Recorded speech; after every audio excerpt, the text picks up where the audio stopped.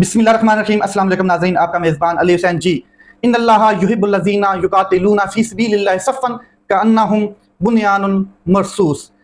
अल्लाह के कुरान पाक की इस आयत के आखिरी दो अल्फाज से पाकिस्तान आर्मी ने एक ऑपरेशन शुरू किया है। सुबह फजर के टाइम पाकिस्तान ने भारत को जवाब दिया है और पहले मिसाइल सुबह फजर की अजान के बाद दागे हैं पाकिस्तान ने इंडिया के ऊपर। अब मैं इसकी डिटेल में जाऊंगा कि कितना नुकसान भारत को उठाना पड़ा है पाकिस्तान के इस करारे जवाब के बाद। पाकिस्तान ने बड़ा सब्र और तमल का मुजाहिरा किया। 3 दिन पाकिस्तान ने सब्र और तमल का मुजाहिरा किया और दुनिया को एक मौका दिया, भारत को भी एक मौका दिया, इस अपने इकलौते दुश्मन को एक मौका दिया कि जनाब हमारी जो कमजोरी है अमन की, इसको कमजोरी ना समझा जाए, हमारी अमन की जो ख्वाहिश है। तो बिलाखिर इंडिया को फिर करारा जवाब दिया गया पाकिस्तान की जानब से। और ये जो शरारतें कर रहा था इंडिया, कभी ड्रोन भेज रहा था, कभी मिसाइल दाग रहा था, कभी झड़पें कर रहा था लाइन ऑफ कंट्रोल पे, अब उसका भरपूर तरीके से जवाब दिया गया। ऑपरेशन का नाम है जी बुनियानुल मरसूस। बुनियानुल मरसूस का मतलब आपको पता है कि सीसा पिलाई दीवार की तरह मजबूत, इतना मजबूत कि सीसा पिलाई दीवार की तरह, और जवाब भी इतना ही मजबूत है पाकिस्तान की जानब से। अब मैं आपको बता देता हूं कि ये जो पाकिस्तान ने जवाब दिया है, सबसे पहले जो फतह 1 मिसाइल जो हैं वो लॉन्च किए गए हैं, उनके हवाले से मैं बात कर दूं तो उन्होंने ब्यास के इलाके में ब्रह्मोस स्टोरेज साइट तबाह की है। ये जो ब्रह्मोस जो स्टोरेज साइट है, ये उनकी एक ऐसी जगह है जहां पर वो लॉन्च करते हैं अपने मिसाइल्स और अपने मिसाइल्स बनाते हैं, और वहां पर उनकी जो मिसाइल्स की खेप है, ये उस साइट को तबाह किया गया है। और मैं आपको बता देता हूं कि 5 घंटों में फैसला कुन बर्तरी पाकिस्तान को हासिल हुई है। 5 घंटे पाकिस्तान ने जवाब दिया है और फिर बिलाखिर इंडिया जो है उसने हाथ खड़े कर लिए हैं। इंडिया जो है उसने अमन की ख्वाहिश का इजहार किया है, उसके ऊपर मैं आगे जाता हूं। लेकिन जो नुकसान हुआ है, जो भारत को नुकसान हुआ है, इकलौते दुश्मन को जो पाकिस्तान एयरफोर्स ने, जो पाकिस्तान आर्मी ने नुकसान पहुंचाया, उसकी डिटेल मैं आपके सामने रखना चाहता हूं। सबसे पहले मैं आपको बता दूं कि पेशावराना महारत का शाकार पाकिस्तान मुसल्लह अफवाज ने सिर्फ 5 घंटों में दुश्मन को ऐसी कारी जरब लगाई कि भारत की जंगी गरूर जो है वो जमीन बोस हुआ है। पहले उनको जंगी जुनून था, फिर उनको गरूर था राफेल के ऊपर, और जो राफेल थे वो तो पहले दिन ही गिरा दिए गए थे। मैं आपको बता देता हूं कि जब 19 में अभिनंदन आया था पाकिस्तान में और फिर चाय पीकर वापस गया था, तो उस टाइम भारत का प्राइम मिनिस्टर मोदी कहता था और उनके जो आर्मी चीफ और उनके जो वजीर दिफा हैं कि काश हमारे पास राफेल होते, हमारे पास राफेल होते तो हम जंग की सूरत हाल तब्दील कर देते, कुछ और सूरत हाल होती। ये उस टाइम जो नाब मोदी साहब ने अल्फाज कहे थे। लेकिन अब इनके पास राफेल थे, राफेल इनके पास थे और इन्होंने भेजे भी, और फिर आगे से इनके राफेल का कचरा इनको वापस नहीं मिला, कचरा भी इनको वापस नहीं मिला। वो जो गरूर राफेल का था वो जमीन बोस कर दिया पाकिस्तान के शाहीनों ने, और JF-16 थंडर तैयारों ने इनके जो गरूर हैं वो ठंडे करके रख दिए। अब चलते हैं मजीद क्या डैमेज किया है पाकिस्तान आर्मी ने, इनको वो उसके ऊपर बात करते हैं। ये जो कार्रवाइयां हैं आला तरबियत, जदीद टेक्नोलॉजी और बरवक्त फैसला साजी का मुंह बोलता सबूत है।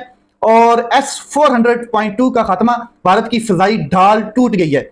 ये उनका जो एयर डिफेंस सिस्टम है उसको मुकम्मल तरीके से तबाह किया गया है। पाकिस्तान एयरफोर्स के JF थंडर जो तैयारे हैं, इन्होंने हाइपरसोनिक मिसाइलों ने आदमपुर में भारत के जदीद S-400 एयर डिफेंस सिस्टम को तबाह किया है, और जिसकी कीमत तकरीबन 1.5 अरब डॉलर है, ये DGISPR साहब ने कहा है। इसके बाद जो साइबर महाज है उसके हवाले से भी मैं आपको बात कर देता हूं। पाकिस्तानी साइबर माहिरीन ने बीजेपी की ऑफिशियल वेबसाइट समेत पाकिस्तान की दर्जनों अहम, जो भारत की दर्जनों अहम वेबसाइट है, उनको भी हैक किया है। उनमें मैं आपको बता देता हूं कि कौन कौन सी है हैक की गई जो वेबसाइट है। भारत की क्राइम रिसर्च इन्वेस्टिगेशन एजेंसी है, फिर महरनगर टेलीकम्युनिकेशन कंपनी है, उसको भी हैक किया गया। भारत अर्थ मूवर्स लिमिटेड, उसको हैक किया गया। हिंदुस्तान एरोनॉटिक्स कंपनी है, उसको भी। बॉर्डर सिक्योरिटी फोर्सेज इंडिया की मुनफरिद शनाख्त अथॉरिटी, हजारों सरकारी कैमरों का कंट्रोल भी जो हमारे पाकिस्तान के टेक्नोलॉजी है उसने इनको हैक किया है। आगे मैं आपको क्लियर कर देता हूं कि 70% जो भारतीय बिजली का निजाम है उसको भी डिस्ट्रॉय कर दिया गया। जो दुश्मन के मवासलाती और दफाई ढांचे हैं उनको मफलूज कर दिया गया। ये बड़ा स्ट्रॉन्ग एक अटैक था पाकिस्तान की जानब से। 3 दिन उनकी जो शरारतें हैं उनको बर्दाश्त करने के बाद तहम्मुल के साथ एक प्लान बनाया गया, जैसा कि DGISPR की जानब से कहा गया था कि जब हम जवाब देंगे और करारा जवाब देंगे और पूरी दुनिया देखेगी और हिंदुस्तान जो है वो कबूल भी करेगा कि वाकई जवाब दिया गया। तो वाकई ही आज हिंदुस्तान का मीडिया, आज हिंदुस्तान के कर्नल, आज हिंदुस्तान के जो वजीर दफा के सेक्रेटरी हैं, वो सारे ये एक्सेप्ट करते हुए नजर आ रहे हैं कि बहुत करारा जवाब मिला है। आगे मैं बता देता हूं कि 4 बरी और फिजाई अहदाफ पर मुल्हिक जरबें लगाई गई हैं। दहरनगारी में भारतीय तोपखाना तबाह किया गया है। नागरोटा में बरमूस मिसाइल जखीरा तबाह, भारी जानी नुकसान हुआ है। इसकी डिटेल में मैं आगे जाता हूं। उड़ी फील्ड सप्लाई डिपो मुकम्मल, तौर पर तबाह किया गया सिक्योरिटी जराये के मुताबिक। भिम्बर गली जो है उसका भी नाम है, उसको भी भारतीय ब्रिगेड को तबाह किया गया, वहां पर इनका भारतीय ब्रिगेड है एक। अच्छा, फिर बरनाला, पठानकोट, इसके बाद बठंडा, इसके बाद सरसा और अखनौर के फजाई अड्डे मुकम्मल तौर पर तबाह कर दिए गए हैं। यानी कि खास तौर पर जो सरसा एयरफील्ड की तबाही भारतीय मीडिया ने भी तस्लीम की और ये बहुत बड़ा डैमेज इनको पहुंचा है। और आप अंदाजा लगा लें, मजे की बात यह कि पाकिस्तान ने किसी सिविलियन आबादी को अटैक नहीं किया, ना उनकी किसी इबादत गाह को अटैक किया है, ना ही उनके किसी तालीमी इदारे को अटैक किया है, ना ही सिविलियन आबादी को अटैक किया है, कहीं पर भी नहीं। जहां से पाकिस्तान के ऊपर अटैक किए गए थे, आर्मी इंस्टॉलेशंस जो उनकी हैं, जहां से वो एयर बेसिस से पाकिस्तान के ऊपर ड्रोन भेज रहे थे, उनको अटैक किया गया। इनकी सप्लाई डिपो जो है उनको तबाह बर्बाद कर दिया गया। आगे चलते हैं, चौकियां जो हैं वो जो डिस्ट्रॉय की गई हैं उनके वाले से भी बात कर लेते हैं। 5 लाइन ऑफ कंट्रोल पर भारतीय चौकियां नेस्तो नबूद की गई हैं। नीजापीरा सेक्टर के सामने धर्मसाल 1, दाना 1 और टेबल टॉप पोस्ट मुकम्मल तौर पर तबाह की गई है। दुश्मन के मुतद्दद दीगर पोस्टों को भी मुकम्मल तौर पर मिटा दिया गया है। इसके बाद भारत की जंगी सलाहियत को कारी जरब और किस तरीके से लगाई गई है। पाकिस्तान ने सिर्फ चंद घंटों में भारतीय दिफाई निजाम, फिजाई निजाम, ताकत सप्लाई लाइन और साइबर नेटवर्क को मुकम्मल तरीके से तबाह कर दिया 5 घंटे के अंदर। हालांकि ये पाकिस्तान ने बिल्कुल सब्र और तमल और किसी जंगी जुनून में नहीं किया, ये एक जवाब दिया है। जंगी जुनून में अगर करता तो ये 5 घंटों से भी थोड़े से टाइम में पूरे भारत को मलिया मेट कर सकता था, पूरे डिफेंस सिस्टम को उड़ा कर रख देता, पूरी फौज का रगड़ा लगा देता। लेकिन अभी फिलहाल 5 घंटे के अंदर दिफाई सिस्टम, फिजाई सिस्टम, ताकत जो थी उनकी राफेल्स की, सप्लाई लाइन और साइबर नेटवर्क को मुकम्मल तौर पे तबाह कर दिया है। इसके बाद इस ऑपरेशन में ना सिर्फ जमीनी बल्कि इलेक्ट्रॉनिक जंग में भी पाकिस्तान ने साबित किया है कि वो उनको कंट्रोल करना जानते हैं। अब आए भारत के पाकिस्तान पीएम काकुल में ऑफिसर्स ट्रेनिंग लें, यहाँ से बड़े अबू से ट्रेनिंग लें कि हमें बताया जाए किस तरीके से हम भी इन चीजों को कंट्रोल करना जान सीखें। अपने दुश्मन से आके ट्रेनिंग लें, भीख मांगे कि हमें भी ट्रेन किया जाए, हमारे जो पायलट्स हैं उनको भी ट्रेन किया जाए। एक पायलट आया है और पाकिस्तान में वो लेडी पायलट है शायद, उसकी अभी कोई जराये से तफसीलन खबर नहीं आ रही है, लेकिन कश्मीर वाली साइड पे एक पायलट गिरा है, वो इंजेक्ट किया गया है, तो उसकी अभी तफसीलात आगे आएंगी तो मैं इंशाल्लाह आपके साथ शेयर करूंगा। ये जो अभी तक की डेवलपमेंट है वो मैं आपके सामने रख रहा हूँ। इसके अलावा पाक फौज ने लाइन ऑफ कंट्रोल पर Ratanwali post, Dangna post, Khwaja Baig complex और रंग कंट्रोल बिलमुकाबल सिंह चेक पोस्ट तबाह की हैं। ये 3-4 चेक पोस्टें जिनको तबाह किया गया। पाक फौज ने फकलियां सेक्टर में भारतीय पोस्ट को भी तबाह किया। बड़े डिफिकल्ट किस्म के नाम है, आपको पता है ये जो नाउन वर्ड्स होते हैं इनकी प्रोनाउंसिएशन थोड़ी सी वैसे डिफिकल्ट होती है, तो ये जो नाम्स हैं इनको मैंने प्रोनाउंसिएट किया है, कोशिश की है।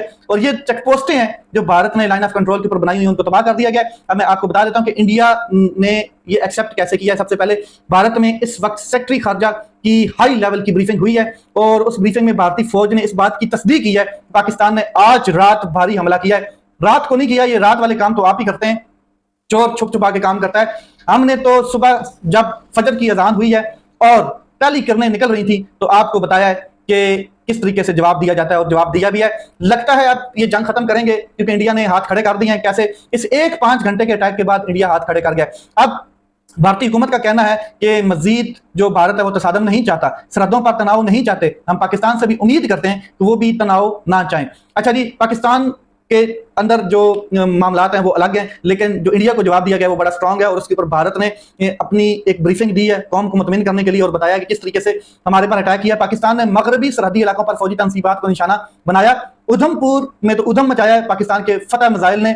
अच्छा, पठानकोट, आदमपुर, बटंडा स्टेशन, इसके अलावा फौजी तनसीबात और फौजी एहलकारों को नुकसान पहुंचा। पाकिस्तान ने फौजी इंस्टॉलेशन पर ही अटैक किया, ये बात वो भी एक्सेप्ट करते हैं। पाकिस्तान ने हाई स्पीड मिसाइल से पंजाब के एयर बेस सिस्टम स्टेशन को निशाना बनाया है और पाकिस्तान ने श्रीनगर, इसके बाद उनतीपुर, उधमपुर के फौजी अड्डों को निशाना बनाया। ये भारतीय हुकूमत की जानब से एक्सेप्ट किया गया है। फिर मैं आपको बता दूं कि पाकिस्तान के फौजियों की जो डेवलपमेंट है बढ़ती दिखाई दे रही है। भारत मजीद कशीदगी नहीं चाहता, बशर्त यह है कि वो कशीदगी कम करे और हम भी कशीदगी कम करते हैं। अच्छा, फिर मैं आगे बता दूं कि जो बेसेस हैं जिनके ऊपर निशाना बनाया गया है पाकिस्तान की बेसेस, वो भी मैं आपको बता देता हूं। शाहीनों के एक वार ने पतलूने गीली की हैं। पाकिस्तान फौज के सामने भारत की एक ना चली। हमले के बाद भागकर मुज़ाकराती टेबल पर वो आए हैं और असल बात यह है कि कर्नल सोफिया साहिबा हैं, वो कर्नल सोफिया कुरैशी साहिबा, उन्होंने क्या बात की है वो मैं आपके सामने रख देता हूँ मीडिया के सामने। भारत जंग नहीं चाहता है, बशर्त के पाकिस्तान भी ऐसा ना चाहे। ये कर्नल सोफिया कुरैशी साहिबा हैं, उन्होंने मीडिया को ब्रीफिंग देते हुए बताया पाकिस्तान ने भारी गोलाबारी की और कई हमले किए। इसके बाद कुपवाड़ा, बारा और मौला, पूंछ, राजवाड़ी और अंकोर सेक्टर में तोप और हल्के हथियारों से गोलाबारी की है, ये कर्नल सोफिया कुरैशी साहिबा ने कहा है। फिर राजवाड़ी में इंडियन मिलिट्री इंटेलिजेंस का हेडक्वार्टर तबाह हुआ है। भारतीय ब्रिगेड हेडक्वार्टर केजी टॉप को तबाह कर दिया गया है। एयरफोर्स, पाकिस्तान एयरफोर्स ने इंडियन मिलिट्री सैटेलाइट जैम कर दिया है। पाकिस्तान के हमले के बाद इंडियन सैटेलाइट काम नहीं कर रहा है। बठिंडा एयरबेस मुकम्मल तबाह हो चुकी है। पाकिस्तान के जवाबी हमले में राजवाड़ी के एडिशनल डेवलपमेंट कमिश्नर भी हलाक हुए हैं, ये भी तस्दीक कर दी गई है। और अब वो कहते हैं कि भारत के जो खारजा सेक्रेटरी का मीडिया के सवालात लेने से इनकार किया गया और उन्होंने कहा कि अब हम कोई मजीद क्वेश्चन नहीं लेंगे और हम चाहते हैं कि इसमें कमी आए।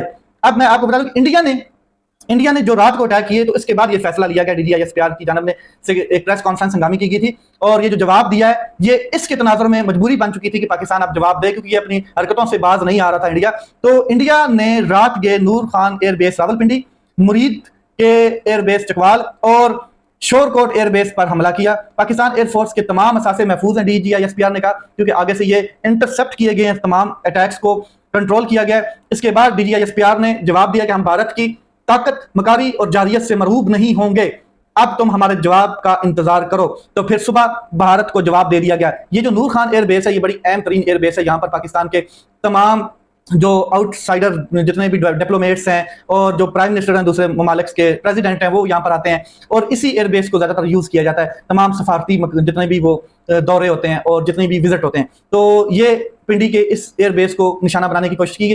कोशिश असल में एयरबेसेस को निशाना बनाने की ये थी कि जो पाकिस्तान की एयरफोर्स है वो बड़ी मजबूत है और यही जंग का पांसा पलटने वाली एयरफोर्स है, हमारी बड़ी मजबूत तरीन एयरफोर्स है। और इनका ख्याल ये था कि हम एयरबेसेस को निशाना बनाकर जो खड़े जहाज हैं इनको नाकारा बना देंगे। जहाज आपको पता है कि जब फिजाओं में होता है, जब हवाओं में होता है और जब लोडेड होता है, जब उसमें पायलट बैठा होता है तभी वो ताकतवर होता है, वरना वो एक लोहे का बंकर होता है जहां पर मर्जी खड़ा रहे। लेकिन जब उसमें पायलट बैठा होता है, उसको लोड किया गया होता है और उसका जो कंट्रोल होता है फिजाओं में होता है, तब भी जहाज जो है वो ताकतवर होता है। तो ये कोशिश थी कि हम एयरफोर्स को कंट्रोल करें, एयरफोर्स के जो जितनी बेसेस हैं उनको कंट्रोल करें, उनके ऊपर मिसाइल दागें और वो नकारा हो जाए, फिर हम आगे लंबी जंग की तरफ जाएं। लेकिन वो नकारा कर दिया गया और DGISPR ने कहा कि अवाम की हिफाजत के लिए हम किसी हद तक जाएंगे। पाकिस्तान के एयर डिफेंस सिस्टम ने भारत के मिसाइल हमलों को नाकाम बनाया।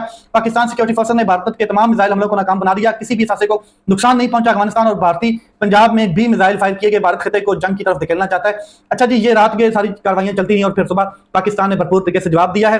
रात के 3 बजे होने वाले भारतीय हमले के बाद अवाम को बड़ी तादाद जो है वो नूर खान एयरबेस की जानब चली गई थी और एक मजबूत तरीके से अवाम खड़ी थी और बता रही थी कि हम पाकिस्तान फौज के पीछे खड़े हैं, पाकिस्तान फौज जिंदाबाद, पाकिस्तान एयरफोर्स जिंदाबाद, पाकिस्तान जिंदाबाद, और अब आपको जवाब दिया जाएगा। भारतीय हमला हुआ है और वो एक रहीम यार खान शेख जायद इंटरनेशनल एयरपोर्ट है, उसको भी डैमेज किया गया है। तो ये सारी तफसीलात हैं, आगे मजीद तफसीलात आएंगी तो मैं आपको बताऊंगा कि किस तरफ जा रहा है मामला, क्या ये ठंडी हो रही है जंग या गर्म हो रही है मजीद। अब चलते हैं, थोड़ी सी बात करते हैं इमरान खान साहब की जानब से, उनकी फैमिली की जानब से जो दरखास्त इस्लामाबाद हाई कोर्ट में जमा कराई गई। अली अमीन गंडापुर में और अलीमा खान साहब वहां पर मौजूद थी कि इमरान खान साहब की पेरोल पर रिहाई कराई जाए और इमरान खान साहब को रिहा किया जाए। तो इस हवाले से जो अलीमा खान साहब है उन्होंने सलमान अकरम राजा से गुफ्तगू की है और उनसे ये मुशावरत की है और पता किया कि क्या इसमें कितने चांसेस हैं। तो सलमान अकरम राजा साहब ने क्लियर कैटेगोरिकल बता दिया है कि इमरान खान साहब की पैरोल पर रिहाई जो है वो मुश्किल है, वो 0 चांसेस है। यही शेर अब्दुल मरवत साहब भी कह रहे हैं कि पैरोल पे जो रिहाई है वो इमरान खान साहब की नजर नहीं आती, उसके कोई इम्कानात नहीं है।